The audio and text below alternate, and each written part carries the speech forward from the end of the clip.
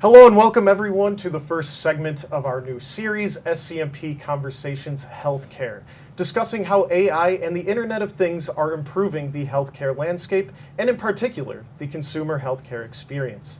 We're delighted to be joined today by Dr. N.T. Cheung, who's the Head of Information Technology and Health Informatics at the Hospital Authority, Megan Lam, the co-founder and CEO of Neurum Health, and Dr. Matthew Mann, the Chief Executive Officer of Megasoft Limited.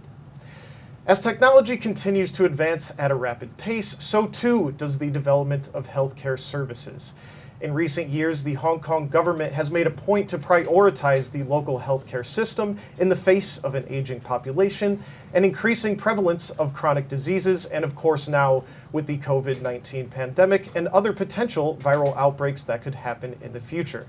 In fact, the 2019-20 budget earmarked an additional Hong Kong $5 billion for the Hospital Authority to accelerate the upgrade or acquisition of advanced medical devices and IT equipment to improve the quality and efficiency of healthcare services. With this in mind, I would like to begin with Dr. Cheung as the Head of IT and Informatics at the Hospital Authority. Could you tell our audience a little bit about what your experience has been in the last few years in introducing AI and IoT into the healthcare system, and in particular with the consumer healthcare experience and delivering service impact in mind? Okay, sure, Clark. So we've been building our own electronic medical record systems for a long time in Hong Kong. Since the early 90s, trying to convert a very manual process of clinical care with paper medical records and everything into a computerized system. So we've been doing that, like I said, for a very long time, and it's a big field, right? There's lots of happening in a hospital, and as we've managed to get a lot more of that data into an electronic sort of format, so for the normal process of care delivery, we've realized we're sitting on this massive goldmine of data, because we also took pains to have it well structured and standardized and all that. So what we've been doing in the last few years is, apart from that, which that work continues, of course, is can we make more use of this, smarter use of the data that we have to drive things. So we have this flagship project called the Smart Hospital, where we're trying to do things like automation, AI, to sort of improve the outcomes of care, and also to try and get into the edge, into the patient's hands. So where IoT and apps like the HA Go app can also help improve their experience, but to do it in a very holistic and integrated manner. Because the key thing for healthcare is that the delivery is very complicated. There's a lot of workflows involved, and if you try and introduce something which disrupts that, it doesn't really work. So how do you do it in a way that supports the existing processes or enhances those and delivers new value at the same time? So we're trying to do a lot of that with our data work and our IoT work and all of that. Right. And Dr. Mann, as someone who is involved with the development of technology, some of which are being used by the Hospital Authority, could you share with the audience what Megasoft's goals in general are when it comes to this, and what your thoughts are when you're pursuing implementing technology into the healthcare system? I think healthcare is a very big topic, right? I think we're very focused on certain areas. But I think we're leveraging the Industrial 4.0, which was defined by the German, and that using as benchmark, and see how can we define the healthcare 4.0, leveraging today's technologies. For example, I think based on 4 pillars. One is the actual digital transformation. I mean, your healthcare using a lot of paper, pen, notebook, telephone. Can we make the upgrade? Secondly is the AI automation, right? It's commonly used in our jewelry business. And third is the advanced digital network. How can we leverage the technology? And the fourth pillar will become the new process and new business model. And based on those 4, we look into the clinical side and the non-clinical side. We have a great success in non-clinical project in pharmacy department that we're defining a pharmacy 4.0, which means in the future they will have electronic prescription, and using AI to define the priority, split prescription, split picking, and drive the picking station at a certain priority without generate bottleneck, right? And from that, using semi-automation to drop to light picking, right? And all the way through the e-stream window, patient queuing system, and fully integrated, as Dr. John Smith mentioned, as fully integrated. And the benefit of that the patient just need to wait 3.5 hours for his or her prescription. Now down to 20 minutes. And all the data can be read real time by the chief pharmacist's office. And it's the setup KPI, right? So everything become transparent and everything become automated. And we had a major success in the area. I really appreciate the frontline staff have really willingly to adopt that kind of technology because they could not cope with the shortage of staff, demand of health service now. And so I think this release the bottlenecks and help them to have confidence to use technologies. Right. And Megan, your company has developed an app called Clara, which helps the general Hong Kong worker with their mental health. Could you share a little bit more about the app and what you do with Neurum Health and utilizing AI for people's wellness? Sure, absolutely. Thanks for having me, Clark. So what we do best at Neurum and what really differentiates us is that we're able to personalize people's behavioral health journey, so their mind and lifestyle health and wellness, in a way that really scales and according to our ethos of doing it credibly, precisely, and privately. In the ways we utilize AI for wellness, we really view it as a way to augment or redesign that care journey because Dr. Cheung, and Dr. Man's health and wellness would be quite different. They're unique individuals. So what is a way we can automatically meet them where they are and provide the right level of care and signposting that's right for them. And Clara is our digital app companion in which we do that.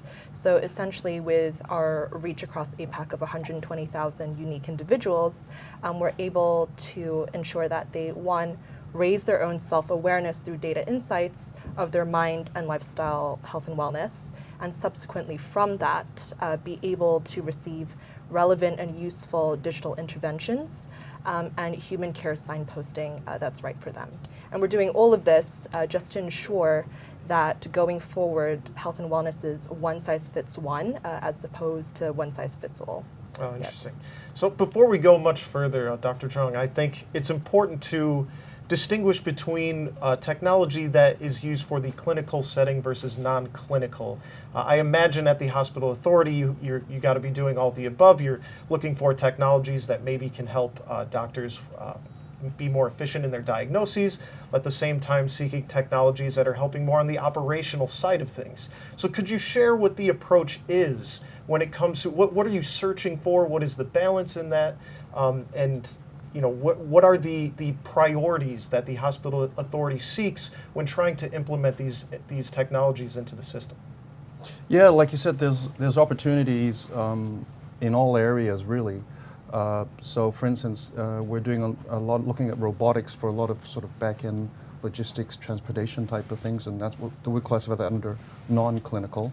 I mean, clinical, because there's so many different specialties, diseases. Every patient, as Megan says, every patient is different.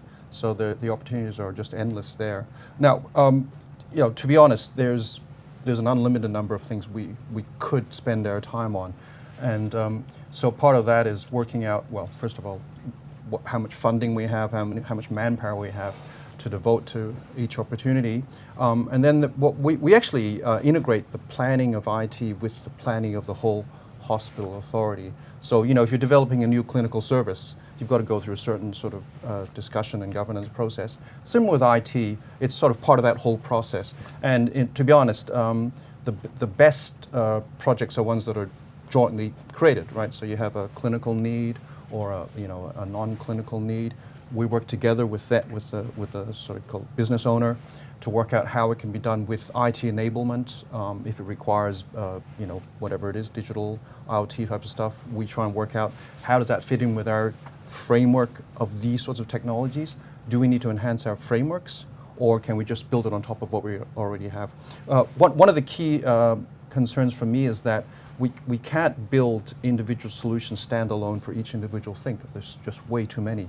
So what our focus is on building these platforms that run across various needs.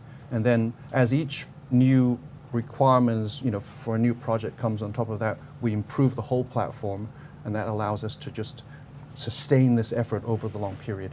But like I said, the key thing is that there's a sort of a HA-wide strategic and prioritization planning process, which IT is an integral part of. So that's, IT planning is the same as corporate planning. Right, right. Yeah. And Dr. Mann, there's got to be, one imagines a collaboration between clinicians and technology developers. Could you describe a little bit about what the general ecosystem is when creating AI technologies for healthcare? What's your experience been with that? I think that there's going to be a new paradigm shift in terms of how the users in HA look at the technologies. I think, excuse me, in the past, I think people looking at cooperation, I adopt the systems, like a buy and sell relationship. But now it's going more closer to collaboration. What are your pain points? What are the technology available? If not, can we develop for you, innovate for you? And then going through the third phase, all right, it's not a collaboration, it's a co-create. Now, I think our pharmacy system, I'm working with the pharmacy department, is a co-created. But from that, you have to coexist, right? And then continue to evolve. So it's not buying a washing liquid, all right? So I think the policy of the purchasing guys have to rethink, restructure the way when they're sourcing the technologies, not just based on price, right? Based on the technologies and the company where they can deliver and able to sustain and continue to evolve. Because as Dr. Cheung said, we have limited funding, limited resources, and then if we waste it, because based on the price, and cheapest will win, and that have to be changed. Because you talk about co-creating, coexist, and co-evolving, right? And that we're getting ultimately what you want. We have customers for 11 years. Now they're at a different level altogether because we co-develop, co-create, and it's a cycle going around. Technology moves on, and what kind of technology can replace the existing one? So it's not a buy and sell relationship anymore. And that I think hope Mr. Cheung can able to address that inside HA, that you have to change the purchasing policy. Well, along those lines then, I mean, what goes into getting someone to buy in or to adopt the things that you create? How do you convince the hospital authority to invest in you or just adopt the things that you're offering? I think we don't start from the top. We start from the bottom. And those are frontline staff who actually, I would say, they have a lot of pain points, and they cry for help. For example, I'll give an example. The pharmacy department been looking for a dashboard to see the working process of the drug picking, right, for prescription. And they asked for 15 years. Nobody actually, actually helped them or whatever. And then we did it in 6 months. And they, wow, I know how many tickets been vetted, go to checking point, I know what the bottleneck, I'm going to come to help them, or the drugs running out, I'm going to warehouse pick it. And it's real time, ever happened, right? So they're so pleased of that. But this is because I appreciate the internal resources, but the outside force, the disruption outside can help. But I think the frontline staff much appreciate the impact of that. Right now, I think if they implement the whole system, they can reduce the labor cost by at least 50%, and let the qualified pharmacists or dispenser to have better patient care to the front rather than picking, checking, all that, and that be done by automation. Right, it's wasted with their talents. And so, Megan, similar question over to you. Obviously, what you're doing with this app really is bridging, taking the clinical setting to other locations. So what goes into taking this from an idea to actual adoption eventually? Yeah, I mean, it absolutely makes sense because health and wellness is happening exactly where we are now, right? Be it if listeners are listening in from their quarantine hotel or work, school, in their workplace. So it's really about bridging that gap of where we are in those everyday environments and this bridge between that and eventually paving the way for someone in a way that makes sense for them to get clinical support. And so I think going forward with digital health, as much as it's point of care, there are a lot of opportunities for those points of care to become points of connection as well. And I think in conversation with Dr. Cheung and Dr. Man, we start to hear some of the different players in the ecosystem that have a very similar forward-thinking and human-centric or people-first mentality, be it organizations, insurers, healthcare, private companies, for example, and really leveraging that to get to where we need to be. When it comes to adoption, I firmly believe that when we want to disrupt something, as we say, it's only insofar as people using it. You can have the most sophisticated, sexy technology, but if it's not, as Dr. Cheung mentioned, if it's not designed to be in someone's life flow or workflow, then we have to question if it's really served its purpose. So I think maybe two key things that I'd have top of mind. One would be quality, and the second thing is trust. So when I say quality, I mean, is the thing or service or offering or process that you've introduced and developed, do they actually serve an actual need, an end user need? And thinking about the other processes that scaffold that technology. So for example, how do people discover it? How do people engage with it? How do they continue using it? So retention and potentially even champion it. So if one end user, for example, really loved it and shared it with the rest of their colleagues and worked its way up eventually. So something like that. So really thinking around that entire journey. So that's quality. And the second thing is trust.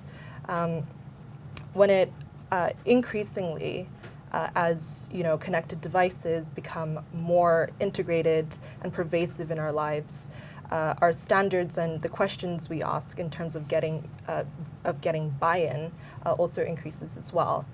Data privacy is, of course, very top of mind, and people are increasingly becoming more literate or asking sort of the right questions as well. So as much as you can do everything on the back end in terms of making sure there's data protection, privacy protocols, one thing that's really important for adoption that we've seen and has been successful is data transparency.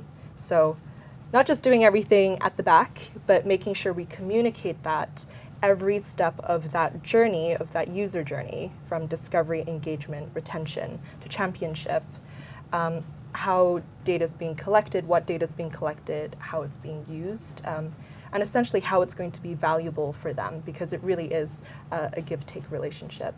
Well, since you brought up data transparency and protection, I then have to ask, obviously with this app, and the fact that it helps with people's mental wellness, one has to assume you're giving a lot to this app, and this is something that lives in a person's phone. So what goes into establishing, you brought up trust a little bit, but so really, I mean, how do you convey that level of trust to an end user that their data is not being mishandled, that it is protected? And along the same lines as well, different demographics of people, whether it's age or where they come from, they might think AI is, really cool, while other people might think it's a little bit creepy. So how do you kind of balance that as well? What are your thoughts around that? Yeah, a lot of different streams there, but maybe I'll start with the creepy versus cool aspect of it. So I always say it's down to making sure you, when people come on, that they know exactly what, because they're giving you data or sharing something that they wouldn't necessarily share elsewhere, especially with behavioral health, right? So how do we make sure that we communicate why this data is necessary, and the value that we can deliver back? We come to find that people aren't stingy with their data. It's not that people don't want to share, but they want to ensure that, of course, it's stored correctly, it's transferred, it's making sure the messaging around that nobody else who has access to that data, for example, and having that level of openness between you as a provider or a digital provider and your end user is really there. So everything from data protection, communicating your privacy, not just having a privacy policy, which no one really reads, but having that messaging woven in other ways of that journey as well, and those two things being transparent every step of the way. Right, and Dr. Mann, same question over to you when it comes to data privacy and transparency. You're involved with many different technologies in your company, so what goes into that on the Megasoft side? I think we need to strike the balance of transparency and security. And there's a lot of technology today can be used for protection.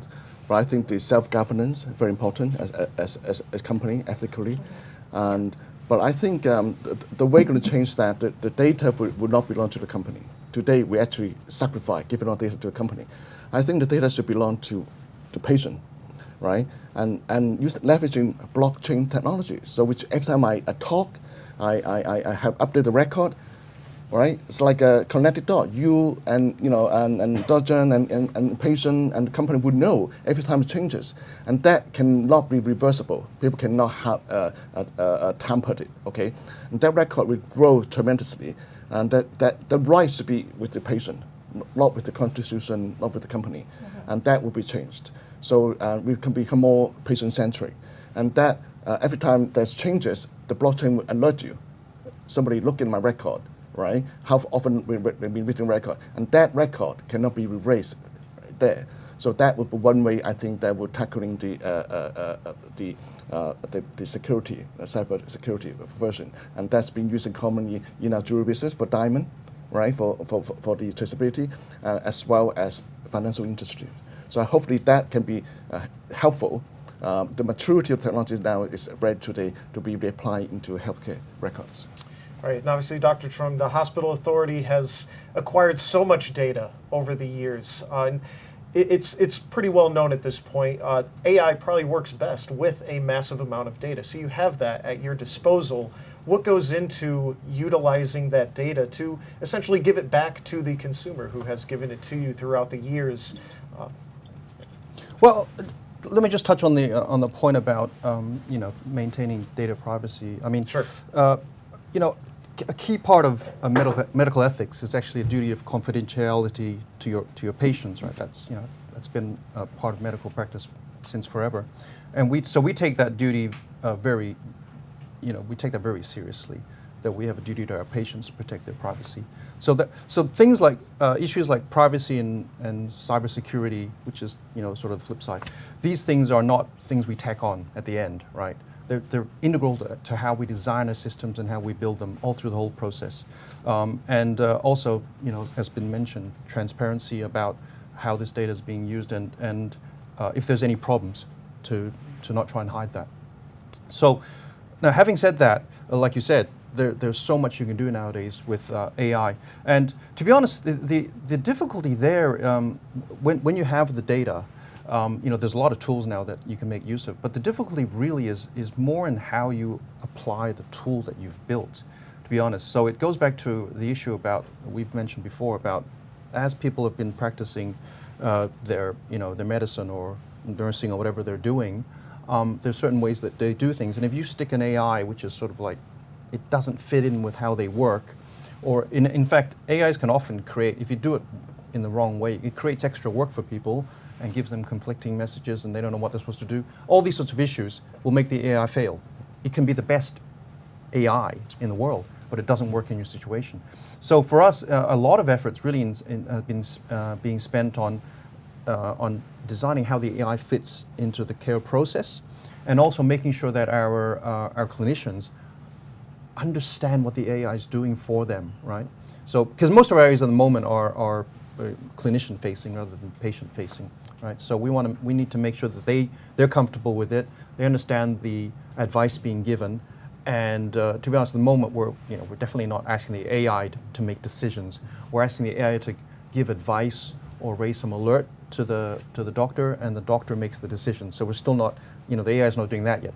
So of course, if you step up to the next level, then you have even more issues you have to consider. But I think a lot of it's how you do it, rather than what the AI actually is. It's how you implement it, how you communicate it, how you promulgate that AI into your process. And of course, the other thing which is really important is that you have to keep on monitoring your AIs. Are they continued to give the right advice? Because things drift. AIs are not, that you built them once, but as your patients are changing and everything, the AI may be giving you wrong results. So you have to monitor that as well. Is it working the way you think it is? So that's all. So the process of AI actually is much more involved than getting some big data and doing some algorithm building. That's actually the easy part. The hard part is the other end, how you actually use it. So kind of alluding to before, the whole notion of collaboration between clinicians and technology providers. What is the situation in hospital authority? Are things done in-house? Are you working with outside vendors? And in general, what are the difficulties and roadblocks when it comes to a system as large as yours that can be both private and public? Just what are the difficulties in innovating just in general?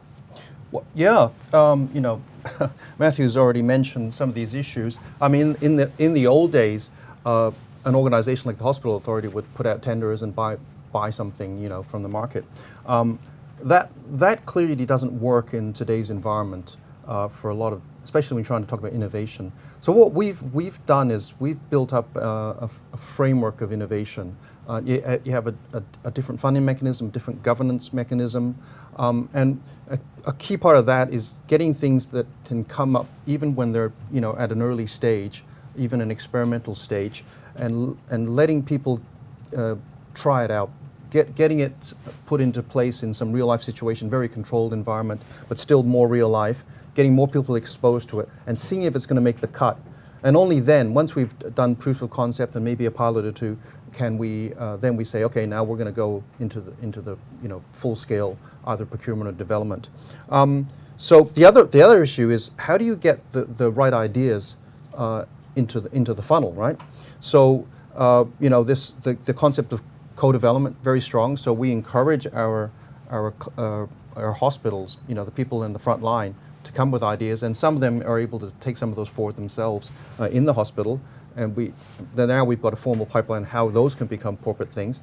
But the other one we're doing a lot of is trying to get ideas from outside, like from people like our friends here, and putting them on a sort of a matching portal where we have our staff can put in their needs, and then people come in with their solutions and see if we can match them up, and trying things at that sort of level. So a lot of it's about how do we engage a much wider audience internally to get their ideas, and then also involve them in the actual sort of the trials and the pilots.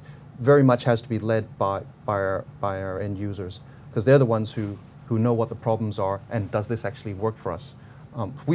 We're involved in the whole process, but we become much more involved when it becomes a full-scale project. Of course, then we have to take over more or less. But at the early stage, it's really about fulfilling the needs of our users and making sure it works for them. Right. Megan, so your app, I think, is exclusively at the moment for like large corporations, right? It's not for individual consumers as of yet. Is that correct? Yeah, that's right. So when you are going to a corporate, for example, obviously mental health and wellness has been quite top of mind since COVID-19. Many companies are prioritizing this for their employees anyway. But that aside, what is the, I would imagine you have to convince them that it does also just make general business sense. So how are you, what goes into proving to a company that what you're offering is actually going to just help their business overall? And then are there any positive stories of clients that have come back to you with actual feedback as to how it has helped their company? Yeah, absolutely. I mean, we love working with our partners, regardless of whether they're big or small organizations, because behavioral health is for everyone. And I guess when it comes to business case, you mentioned COVID a little bit. Even pre-COVID, it was already top of mind. But what COVID has really done is just catalyzed things all into action. So I think that's the key difference. So in a weird positive way, it's grown the level of awareness and grown an inherent level of more buy-in, if you will. But on our end, and just to draw from our white paper, it's quite literally called Designing an Effective Mental Wellbeing Strategy. Does exactly what it says on the tin. But one thing we referenced in there from a Deloitte Insights report is that with every dollar invested into a behavioral health initiative that's effective, the return is 11x when it was like 5x before. And some of the key qualities in that boost are things like having the scale to do it organization-wide. So you really democratize the resource offering across the board. So you increase the reach, you're able to tailor support through technology, and having it very prevention-focused. So you're not waiting for people to be in that crisis mode at that point. So I guess with customer stories, one would be, I guess I'll share one from like a organization side, organization level, and one from a user level, end user level. So from an organization's side, we always harp on that everything is non-identifiable. So you cannot figure out from looking at this report or from this dashboard that it's, you know, Billy from IT is a certain way, right? And having very strict data protocols in terms of, okay, when it's a certain level and it becomes, we can kind of assume individual level data, we obfuscate the results. So having those really, really strict. But what that does for an organization is that you stop shooting in the dark. You start getting more data-driven about your wellness strategy, about what's working, what's not working, getting a pulse check. And benchmarking your organization. So that's more of a customer organization story. But from an end user perspective, and it was actually featured in SCMP a couple of months back, it follows the story of an employee in a corporate conglomerate we rolled out to, and his journey of being well. So he was curious, his company offered this, but how Clara essentially was throughout his entire journey from being well to ill health, eventually signposting him to human support, him getting medication, and his road to recovery. So it's really a comprehensive and empathetic partner throughout that entire individual's care journey. That's amazing. I just want to say before we go any further, I do have a few more questions for the panel, but I want to remind our audience that we actually encourage you to submit questions to the panel as well. You can do so through the webinar platform, so please do so if you would like to pose a question to the panel. Dr. Mann, now bringing up COVID-19 and everything, what have you seen, how has the general healthcare technology landscape changed before and after COVID-19, and then where do you see it going, maybe in the next year, but also perhaps for the next decade? Very interesting question. I think I saw big differences in adoption of robotic technologies. I think because they realize that they want to have less people inside the hospital, right? And even the staff have less physical contact because of contamination potential. So therefore, they're using a lot of automations. With their project in one hospital, the robot will collect working clothes, right, from the collection bin, and to deliver to laundry without any human touches. Give example, we're now developing robotic to deliver drugs to the wards level and collect and use the drug back to the ward. Okay.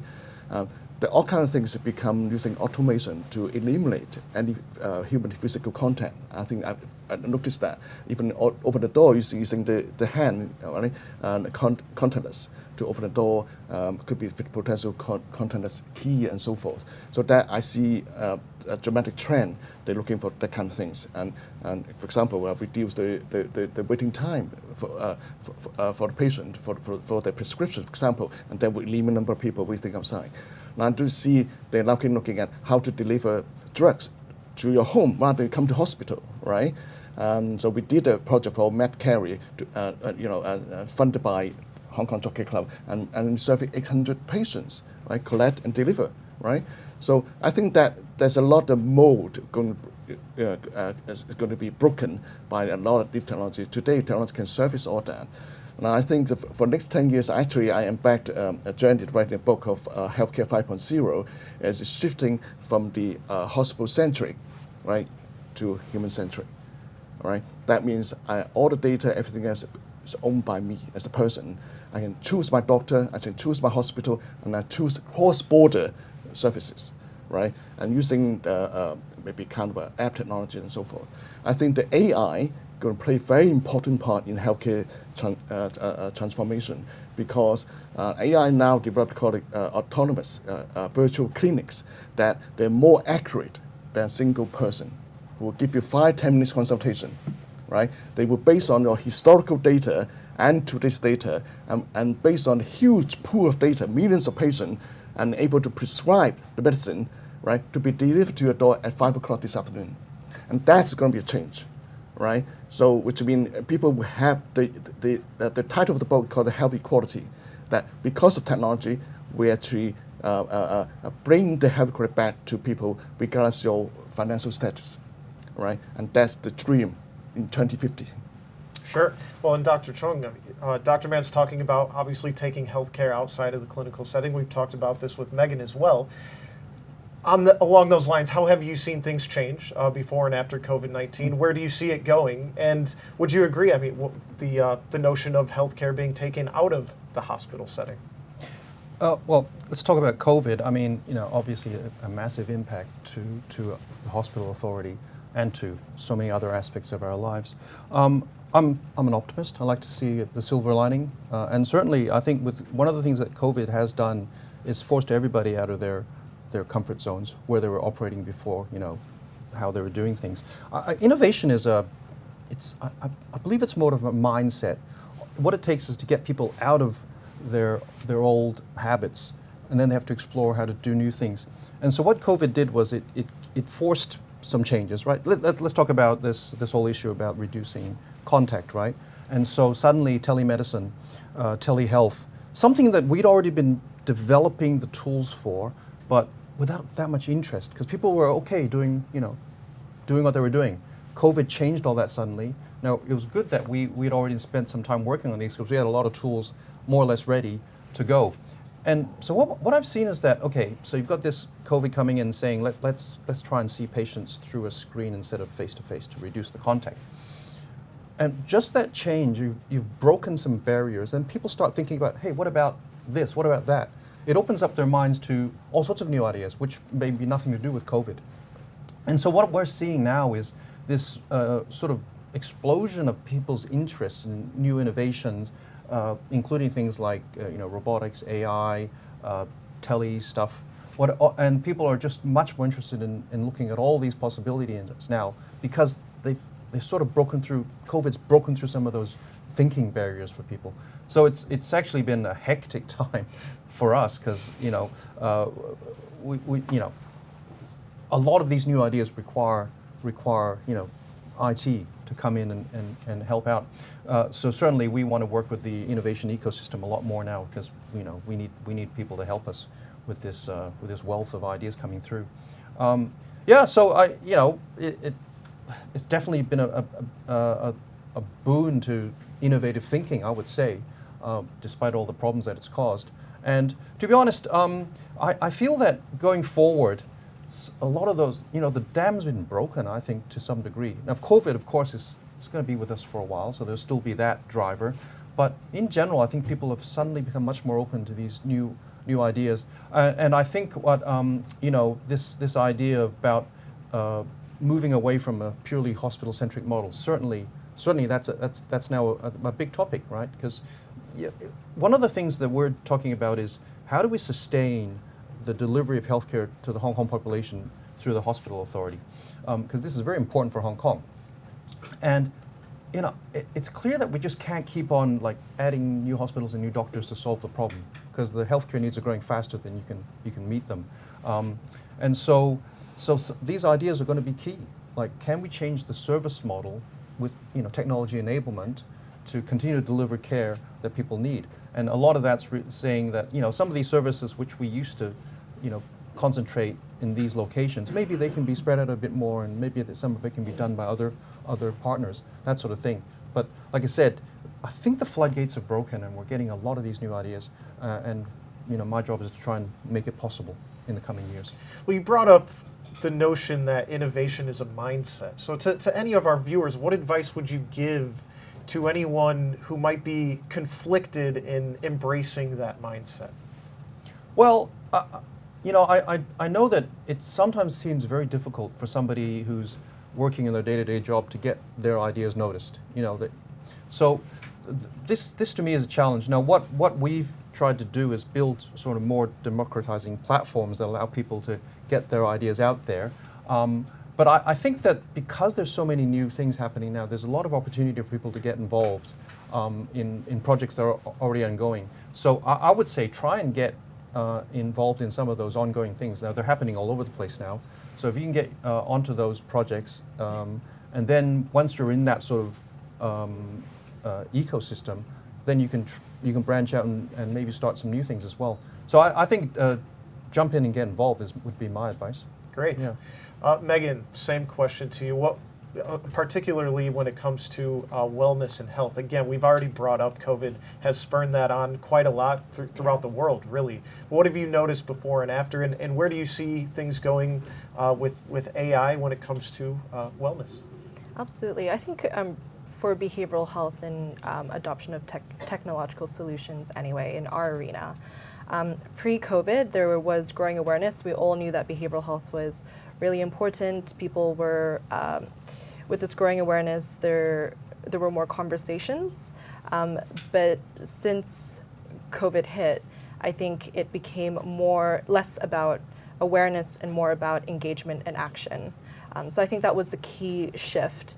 And I think, as Dr. Cheung mentioned as well, the floodgates and the dams have sort of been broken in terms of people's mental models of maybe a more traditional solution and being more open-minded in terms of other alternatives and the potentials of other solutions as well. And I think going forward, definitely a key trend or a key focus would be how do we redesign that care journey and making sure it's personalized and really meets people where they are. Right. Well, now we do have questions from the audience. Again, I just do want to remind you to submit your question if you have any. We do have some coming in. This first one is from Maria Alberto. I'll pose this one to you, Dr. Mann, coming from the entrepreneurial side of things. The future is definitely technology. What can the panelists say about countries wherein the infrastructure is not yet capable of this kind of technology? What can be done in that type of scenario? I think today's service, consultation can be accessed, by online, right? Education is already doing that. For people who have less privileges, they will get full education online. I think they would do the same for healthcare. And I think they're able to allow them to look at alternative, right, outside their own country, right, and get the treatment, everything done outside the country, and get to know what the other alternative treatment.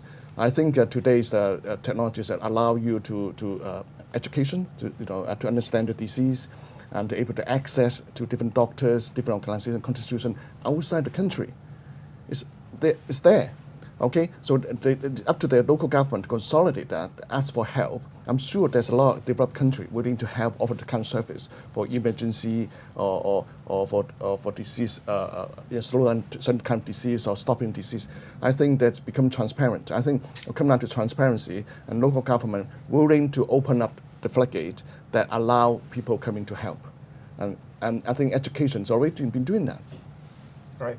And Megan, actually, I'm curious if you have anything to add to that, particularly on the app side of things. In general, obviously there's some who don't have access, but most people at least have access to the internet. Right. What goes into developing something like that? I get from the funding side. How do you even start that journey to begin with? What would your advice be to someone? Yeah, absolutely. I mean, actually going back to Dr. Mann's point as well, it doesn't necessarily have to be, a digital health company such as Neurum. But it could be maybe just to bring up some examples at a sector network conference between like the World Health Organization, the UN, UNDP, GIZ, for example. They basically all came together in Kyrgyzstan, I think, like 2 years ago, to basically share some of the things that they've been doing in terms of, things like how can digital health provide better access to care or better solve certain problems such as like infant mortality, which unfortunately is a real problem in some areas more than others, right? Like you wouldn't necessarily hear it here, but in Tajikistan, like that's very common. As part of that, we looked at different funding bodies, so like the UN's Development Fund, for example, Right. and sort of other projects that have been either like government funded or through other like NGOs, for example, and kind of the solutions that they've created in tackling some of these key issues and leveraging the fact that, yes, a lot of us are on the internet now and understand how to use like a smartphone at least, and delivering that in the most user-friendly way. So one example was, I think they're called Maternity Foundation, if I'm correct, developing a smartphone app on how to, deliver babies, and having that because they don't have enough resources there, but being able to do that remotely and having training done remotely. That's just one example Sure. of technology supporting that. Yeah, great. Dr. Cheung, I'm going to pose this one to you. Okay. This is along the lines of data privacy. Again, this is sort of a two-pronged question as well, but this is from Takamichi Mito. How can we protect data and privacy against hackers and ransom demanders as we develop AI-based Medicare engines? And then what can we do when we have electricity supply cut by natural disasters or other causes? What would be your advice? Okay, so the first question, I mean, that's a very important question now, because Yeah. we've seen so much cybercrime going on, and like ransomware, this epidemic of ransomware. There's no easy answer, to be honest. Certainly, one of the key things is to understand that it's the extent of this threat, and to really spend real effort and money on building up defenses. So one of the things that we do is something we call defense in depth, which means you don't rely on some magic wall to block everything off. You have to build in controls and protections at all levels. And nowadays, to be honest, you have to more or less assume that somebody has the ability to get through no matter what you do. And then you have to have the ability to detect that somebody's in there and to be able to, kick them out, or at least block the damage that they can do. So it's a multi-level, multi-pronged approach you have to take. But really the key issue at the end of the day is constant awareness, vigilance, and a continued effort, I think. So that's the best answer I can offer. And there's no magic bullet. The second question was electricity. Yeah, Power supply just being cut off in general. Well, I mean, the easy answer to that is you have to have multiple suppliers. So you can't throw all your eggs in one basket for anything really nowadays. So that includes electricity supply. So you have multiple data centers running off different supply grids, that sort of thing. So that's what we've been doing. Backup power. I mean, these are things that I suppose are pretty bread and butter now for IT, but it's certainly not an issue that we can ignore. We have to keep on making sure that those things are done properly. Thank you. Dr. Mann, a question here. I like what Dr. Mann mentioned a while ago in that health data will be more available and accessible for the patient. Does that mean we could expect a lower cost in healthcare availment in the near future? Well, definitely.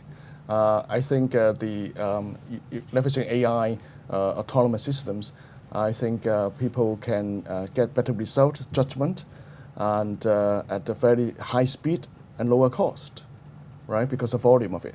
So definitely, I would say yes. This is the question: how could put that in place? How to build a trust of system, and it is time to develop.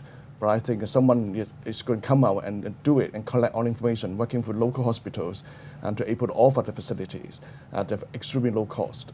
Okay, and you can actually do it at home, right? And for a more accurate, faster result. Right. Megan, I'll throw this one to you, at least for starters. This is from Mark Melger. Is the storage of health data using a web server already obsolete nowadays? I guess just in general when it comes to data storage. It then goes on to ask, is storage using blockchain a trend right now? I feel like that would be Dr. Cheung would have more of an insight Okay. insight on that Sure. one from an Dr. IT Cheung. perspective. Any thoughts on that? Well, I mean, at the scale we're operating, we're using all sorts of different types of database technology. But in terms of protection, like I said, this multi-layer thing that we're talking about, lots of encryption at different layers. So we're doing that. Now, something like blockchain, I mean, it's a radical new approach to the whole thing. It has its attractions, but we're looking at it. We haven't implemented it because it's much more efficient for us to operate at the scale we're doing with more traditional database technologies. So all I can say is it's something it's on the horizon. Promise is certainly there, but the applications have to be the right ones. So, Doctor, I'm going to throw this one to you as well. There's a couple of questions coming in. One being, how do you see the development of online doctor consultation in Hong Kong? And then, what is the view on deployment of AI symptom checker tools to be used by consumers by the hospital authority? Sure. So the first one, we've built into the HA, that's our app, HA Go is our single patient app. We built in the telehealth platform there so that now, the consumer, the patient, can be at home with their iPad or their iPhone, and in the hospital is the doctor with their screen, and they actually have access to the full electronic record in their office. So then you can sort of proceed with your consultation that way. So the tools are there. The key thing is, of course, there's still limitations to what you can do nowadays. You can't examine the patient too well. You can't take their blood, all this sort of stuff. There's certain limitations, but it's early days. We're still looking at what types of service can be done more effectively on that platform versus the in-person platform. So that's an evolution, but the tools are certainly there, and I think there's no question it's going to pick up. But it takes time for people to adopt to that. So the second question was? What is the view on deployment of AI symptom checker tools to be used by consumers by the hospital authority? Yeah, we tend to look more at tools that work within the clinical workflow. The doctor still needs to be at the heart of it, right? So if we're looking at deploying tools for the consumer where it's more supplementary rather than trying to lead the whole consultation. I know there's people building these, but at the moment we still feel that the human touch is still more important. But again, this is the sort of thing that as these tools get better, we're certainly going to be looking at them. We haven't found ones that really move the needle for us yet, but maybe they'll turn up. Yeah. Can I elaborate with the answer here? I think it's not just about what hospital authority can do in terms of telemedications on his platform. It had to be done by the whole ecosystem, right? I mean, you need to take a measurement of the data of patient on the spot. I think the wearable technologies, implantable technologies, even though a couple weeks ago I talked to a radio company, they're using similar radar technology, all right, and have the antenna on the roof, then actually have penetrate body to read your heartbeat and your postures, and as well as your breathing patterns. And you have to have this ecosystem in place, right? And data be fed back real time to your doctor, right, to able to make a judgment, right? By talking to you, you're not going to help. So I have to wait until this kind of technology available, maturity, and doctor can leverage that to do that, right? I mean, even in the future, the AI going to replace the practitioners, right? So this is going to be a trend, but I think the technology are much closer than you think, right? So we have to embrace with that. Thanks. Another question from Arthur Lam for Megan. How does working from home affect employee mental health, and what can Neurum do? Sounds like that was a personal experience question, Arthur. So I think when our lifestyles have been disrupted, especially during the pandemic, what we've seen at least, well, we actually recently published a paper with Cambridge, and some of the things that we found were negative sentiments have gone up by like 83%. Anxiety and stress levels have gone up significantly as well. And I think some of the key themes that we've seen are things like relationship issues, financial, not that these weren't issues beforehand, but they've just, as COVID has done, catalyzed a lot of things. And sometimes being in that home environment, especially if you're in Hong Kong, we're not the most spacious city in the world, that can be quite a pressure cooker environment. So I think there are things that you can do as an individual and as a company. So as a company, of course, enforcing a certain more flexible like policies, for example, so those are things that they can do on their end. But what we can do on our end is ensuring that we can match you up with the right level of self-care. We don't do things like diagnostics. I don't think we are there. But at least to some level, having clinical grade screening tools just to make sure that you're checking in with yourself with a credible gold standard tool. And I think that's, when we think about maybe taking a step back, really thinking about what our core competencies are and like the levels in which we can play and not overstepping that. So if we're a digital health company and not a diagnostics company, making sure that we're not telling people, you have clinical grade depression, for example, when they don't, and making sure we match people up with where they are with self-care tools. So if Arthur is listening, I highly suggest that his organization gets Clara, and he can try it out for himself. Okay, thank you. Another question. Oh, no, it looks like that is actually all the questions that we have, guys. So thank you guys so much for taking the time out to share your thoughts with us for the panel. Really appreciate that. However, this is not the end of our webinar today. We have another segment coming up where we're diving a little bit deeper into how hospitals are implementing AI for healthcare. Our Chief of Staff at the SCMP, Joey Liu, recently sat down with Dr. Kiwan Yam, who's the Chief Technology Officer with the National University Health System in Singapore, to discuss this topic and more. Hello, everyone. Welcome to this fireside chat on healthcare AI.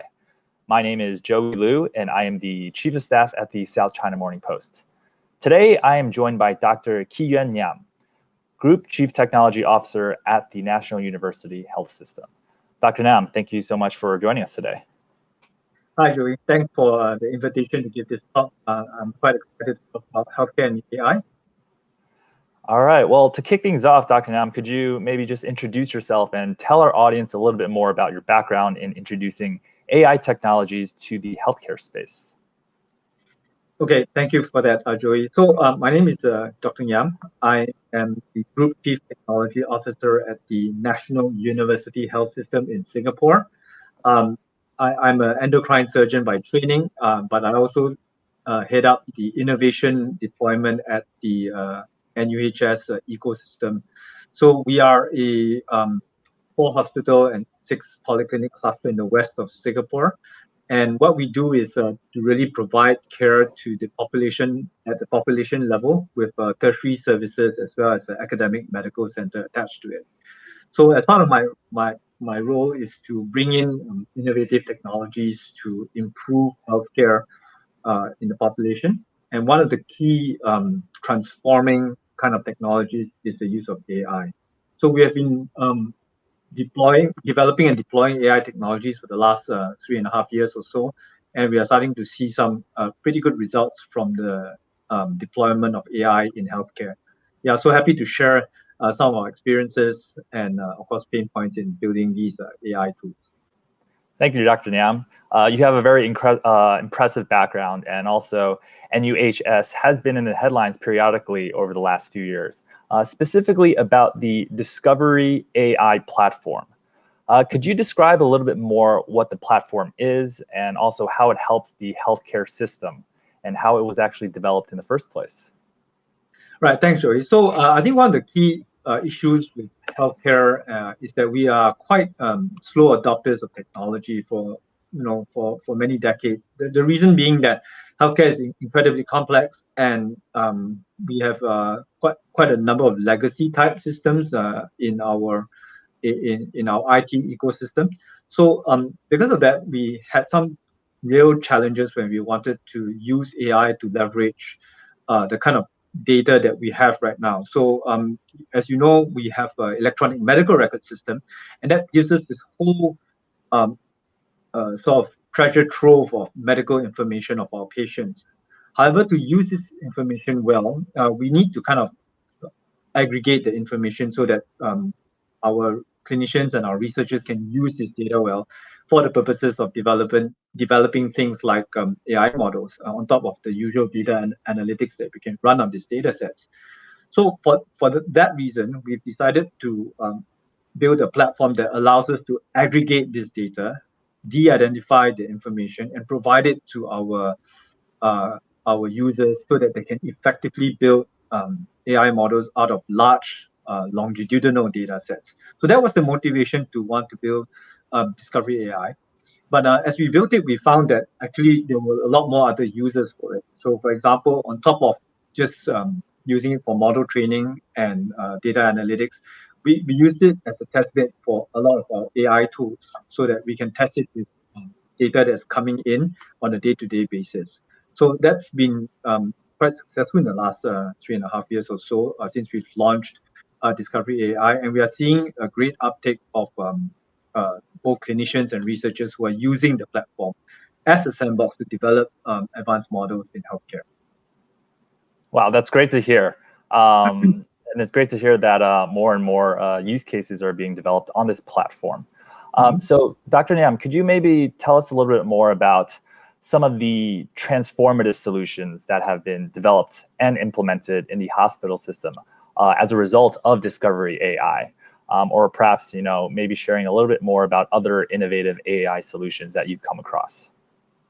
Right. So I think one of the key points about Discovery AI is that it is not one AI tool. It is actually a platform in which you can mount multiple AI tools. So we have over 70 different groups working on different projects on Discovery. So right now, what it is that we are seeing maybe the top 5 to 7 projects coming to fruition in terms of sufficient maturity that will reach a clinical level, meaning that it will be used by clinicians to make decisions in terms of care for our patients. So some of the examples of this include things like readmission predictors, disease progression models, even models that can predict diagnosis or predict length of stay based on what the doctors impute at the point of seeing the patient. So these are what we'll term as true AI tools, in the sense that these replicate human functions by reading text or aggregating large amounts of data to generate an AI output. So amongst other things that we look at, of course, will be things that will improve the safety in the hospital. So things that help us predict whether the patients will get a fall or a complication such as a deep vein thrombosis, that is a blood clot in the leg, and other kinds of more assistive type of AI. For example, imaging, right, to help our radiologists improve their workflow in terms of image analysis. So these are the current sort of crop of AI tools. Going forward, we are looking forward to building even more automation and AI tools that will assist our clinicians and our healthcare workers in their day-to-day work, and hopefully provide a new kind of insight by way of a predictive analysis of the future. So I think this is truly exciting times where we're actually seeing the fruits of AI coming to clinical practice. Yeah, definitely very exciting times, as you just mentioned. So many use cases already in place, and likely so many more to come. Which leads to this next question about collaboration and making this all happen. For successful AI development within healthcare, collaboration between clinicians and, of course, the computer scientists, I believe, is fairly essential. Could you tell us a little bit more about your personal experience and how this type of collaboration can take place? Or perhaps, what have been some of the challenges that you've encountered with this type of collaboration? Right, thanks. That's a great question. I think one of the biggest difficulties we've had early in the development of AI tools was the ability for clinicians and computer scientists to come together, because we obviously speak a different language, and there must be some form of motivation to come together to build something, right? So to address that issue, I think one of the key things that we had to do was to establish very close relationships with computer scientists and data scientists, and really work collaboratively to understand each other. At NUHS, we've been incredibly lucky in the sense that we are in the same campus as the schools of computing and engineering in NUS. So we're literally 5 minutes away from each other. So I think that is a very nice, comfortable arrangement for both clinicians and data scientists to work together. And you throw into the fray things like the availability of large data sets. We're talking about multi-year, millions of patient kind of data sets that is curated, and the kind of compute that we have to enable these kind of collaborations. I think it's a very attractive environment for people to come together and work on specific problems. And really, I think one of the key motivators really is when our clinicians and our data scientists are aligned to deploy a tool in clinical practice. I think that's tremendously impactful, and as well as motivating for everyone who's involved in the project. And for those reasons, we have been fairly successful in being able to bring everything together. And going forward, we certainly look forward to more of such collaborations, and indeed collaborations that result in clinically validated kind of AI tools. Yeah, well said, and I agree with all your points. When you can achieve this alignment between all different team members, clinicians, computer scientists, the results can be truly impressive. I guess to take this a little bit further though, how important is it in your opinion for a data scientist or a machine learning engineer to have that healthcare domain knowledge? Or maybe put another way, would you rather have a healthcare domain expert improve their AI skills, or is it better for a data scientist to grow their healthcare domain expertise? Okay. Again, great questions. I think we have to meet in the middle, right? So both sides kind of need to reach out. I can't say one is easier than the other. My personal experience obviously was to reach from the healthcare domain into the computing domain. Personally, it's a hobby of mine, but it may not be true of everyone. So I think to address this issue of how do we get two different kind of specialized fields to work together, really it's about education. So to that end, we have formed a Department of Biomedical Informatics here at NUS to allow us to train a cadre of people who are cross capable in both healthcare as well as in computing, so that they are able to operate in both fields. And at the same time, we have a training ladder that allows clinicians who are interested in learning about data science and computing to be trained, and vice versa. So computer scientists who want to know more about healthcare, so that the two parties can speak the same kind of lingo. And I think this is vitally important going forward as we see healthcare becoming more digitized. We really want to provide better care to patients. It is kind of inevitable that healthcare practitioners need to embrace digital type technologies and use data effectively. And we definitely need help from computer scientists and data scientists who are familiar to operate in that space, in the healthcare space. Great. Thank you, Dr. Nam, for your viewpoints on this. Which brings me to another point. It seems that you have been working, quite collaboratively from an in-house perspective. But some would say that the general ecosystem for artificial intelligence, AI, in the healthcare space is often a situation where solutions are being developed by folks who might not have the most relevant experience at all regarding healthcare. So with an ecosystem that's potentially fragmented in this way, what are some of the challenges for overall adoption of these technologies? Or what are the general hospital approval and implementation processes like? Or what are some of the roadblocks that are in place? Okay, thanks for that. I think we have to deal with this question on two different levels, right? So on one level, it's a technical level where you really want to be able to set up so-called modern architectures that allow people to work together and effectively. So things like using containers and microservices, using DevOps type environments to build software would be highly desirable, because this ensures that the traditional heavy lifting type of IT infrastructure does not cause an impediment to the implementation of things like AI tools, right? And it also implies that the teams that are working with the clinicians need to adopt things like an agile kind of working methodology rather than the traditional waterfall methodology. So I think from a technical perspective, that needs to be the standard in which people approach deploying AI in healthcare. Now, from the training perspective, I covered earlier that ideally the folks who are working on this area need to be cross-trained in both areas.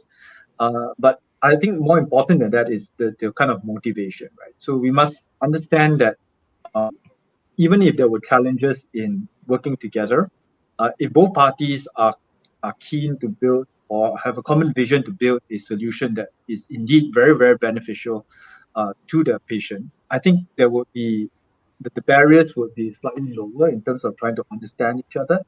And to that end, organizationally, I think companies, hospitals can set up collaborations that allow people to work in this way.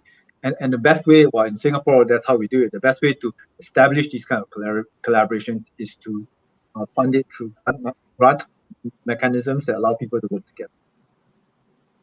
Got it. Got it. And I guess building on this point, you mentioned a lot about the need for collaboration.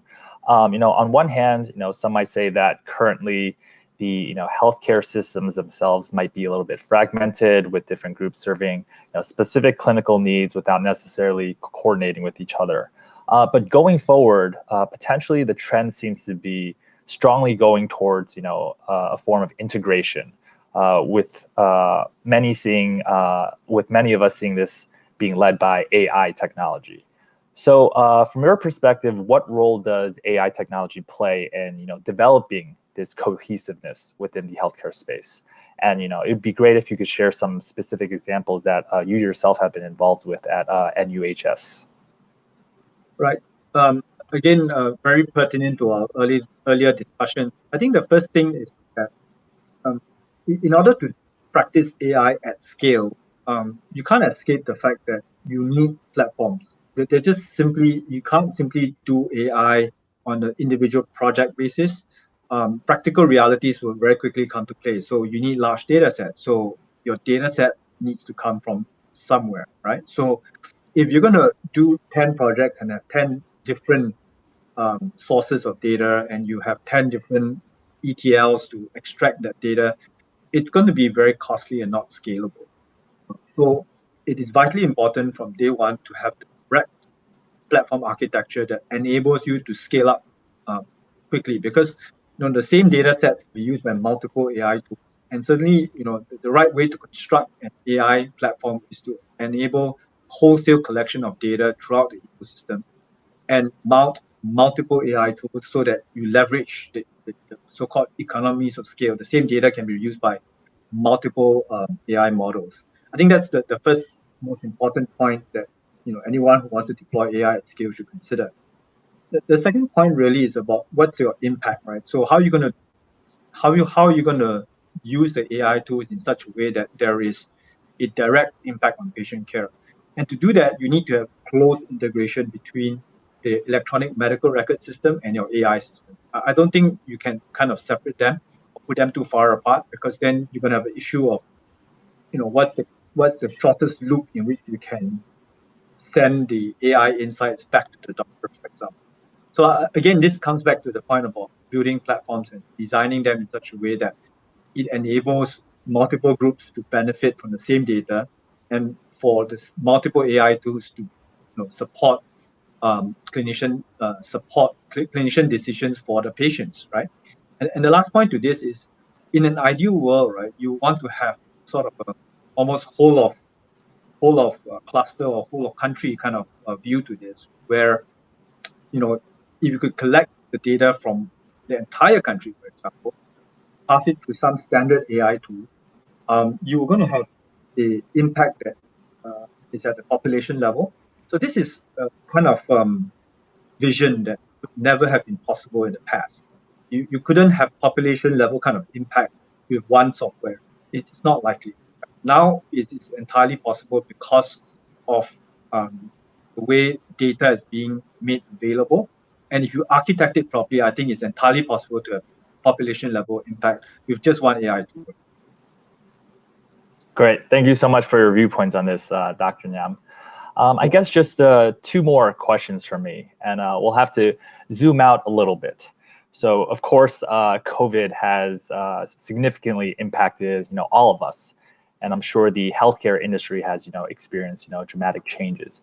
I guess from your, expert, insider point of view, what are some of the differences you've observed in AI for the healthcare industry pre-pandemic and then now? Okay. I think the pandemic has caused multiple shifts in the way not just clinicians, but the population looks at healthcare technologies and digitization, right? So one of the key things, obviously, that's happened in the pandemic is the shift towards teleconsultation. Now, teleconsultation is technically not a new or challenging thing to do, but what is really new about that is how we now use the teleconsultation information to optimize on patients' care.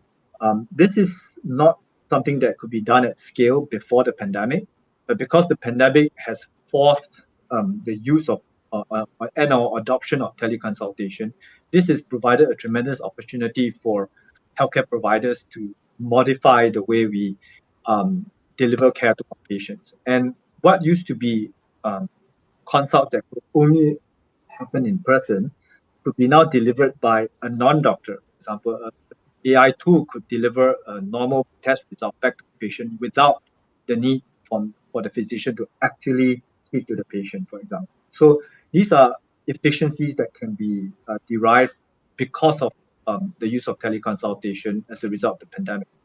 To add to that, we are now able to provide omni-channel experiences to patients. So in the past, you had to either see a doctor, you had to call the call center, you had to send emails or write letters, right? So with digitization, now all that can be integrated into a cohesive omni-channel manner, meaning that instead of having a single or multiple ways of communicating with the patient, we can actually simplify it to 1 or even 2 ways only of communicating with the patient through use of things like chatbots and or using automated call centers. So I think this is a tremendous opportunity for healthcare to change its way it interacts with the patient because of the use of teleconsultation. Thank you for your thoughts on this, Dr. Nyam. And one final question from me, and I'm sure our viewers would love to hear your forward-thinking thoughts on this. How do you envision where the industry is going, let's say in the coming year or maybe even within the next 10 years? All right. So to sort of gaze in the crystal ball, I think we are in the middle of it right now. And really, it's about what's the end state, right? So I'd imagine the end state where patients will be largely transacting their healthcare through their mobile applications rather than turning up physically at doctors' clinics or consultations most of the time. And when they do come to hospitals or clinics, it's because they either have something new that requires to be diagnosed or they need some form of procedures done with them. So, and really the kind of healthcare transactions will not be reactive anymore. It will be proactive, meaning that healthcare providers will leverage on automation and AI to support preemptive and preventive kind of suggestions to patients. For example, keeping patients on track on screening for, say, breast cancer or colorectal cancer, ensuring that they get their vaccinations, ensuring that if they do have chronic disease, they do keep to their appointments and they are reminded of their medications. So these are all possibilities that come from integrating and adopting AI in day-to-day use for patient care. And going forward, even further in the future, we anticipate even the financial aspects can be looked after through the use of AI technology. So I'm really excited, and I hope this day will come when we truly have a seamless kind of preemptive healthcare for patients. Great. Thank you so much again, Dr. Nyam. And unfortunately, we are running short on time, so we'll have to bring this great fireside chat to a conclusion. Dr. Nyam, thank you again so much. Thank you for your invite. All right, to the viewers, thank you and take care. That's all we have for today's segment. Thank you to everyone for tuning in, and of course to our speakers for contributing to today's session. To our audience, please note that the next segment in our series will take place on September 16th, where we will discuss how biotech is changing the landscape of Hong Kong healthcare. For more information on this, visit our series website at healthcare.scmp.com. I'd also like to make our viewers aware of the upcoming Asia Summit on Global Health. Taking place on November 24th, this is Asia's premier thought leadership event on health innovation and investment, as well as a one-stop cross-disciplinary platform to foster international collaboration on global health issues. To register, you can scan the QR code on your screen for a special USD $50 discount with the promo code 01P390SCMP. Finally, we'd like to thank our strategic partners HKTDC and the Asia Summit on Global Health, as well as our supporting organization, One Health Tech. Thank you all for watching. We hope you enjoyed the webinar, and we look forward to welcoming you back next time.